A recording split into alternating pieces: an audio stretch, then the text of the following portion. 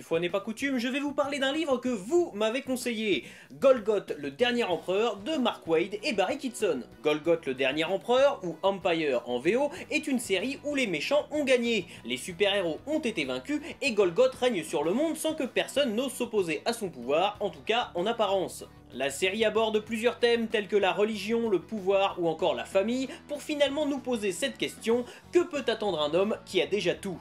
En partie inspiré par la vie de Mark Waid et porté par le trait classique mais toujours appréciable de Barry Kitson, Golgoth le dernier empereur est une œuvre parfois prévisible, malgré ses twists bien amenés, mais qui devrait plaire à ceux qui ont l'habitude de lire des comics et qui cherchent quelque chose d'un peu différent à se mettre sous la dent. Hold Up, le journal d'un braqueur, est un comics écrit par Chucky, dessiné par Raoul Paoli et sorti chez Macaca Éditions. Hold Up, ça raconte l'histoire d'un ado pas trop à l'aise dans ses pompes, qui tente de faire un braquage. On y voit notre braqueur en herbe tentant de mettre en place son équipe pour faire son Ocean Eleven à lui. Entre fantasme et réalité, Hold Up, ça montre surtout comment l'imagination a tendance à nous faire embellifier et remanier les faits. Et c'est d'autant plus intéressant que le comics est à la fois composé de planches classiques, mais aussi d'extraits du journal intime de notre cambrioleur. Résultat, on est dans une approche beaucoup plus intimiste avec le personnage. Donc, on s'y attache beaucoup plus. Bref, si vous aimez les histoires touchantes, excentriques et drôles à la fois, vous savez vers quoi vous tournez.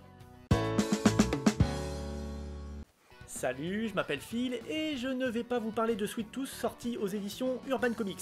Non, non, c'est le genre de truc qu'il faut découvrir par soi-même pour se faire surprendre et se faire littéralement trouer les fesses. Bon, je vais quand même vous parler des premières pages parce que je vous conseille quand même de feuilleter le début du comics. Oui, parce que les dessins de Jeff Lemire qui s'occupe aussi du scénario risquent de pas plaire à tout le monde. Ah bah, c'est pas du Jim Lee, hein, avec des couleurs bien flashy, des gros biscottos et des décolletés improbables et racoleurs. Non, là c'est sale, ça sointe, c'est gras, ça a été ancré avec les pleurs d'un bébé coincé dans un piège à loup, tout ce que j'aime.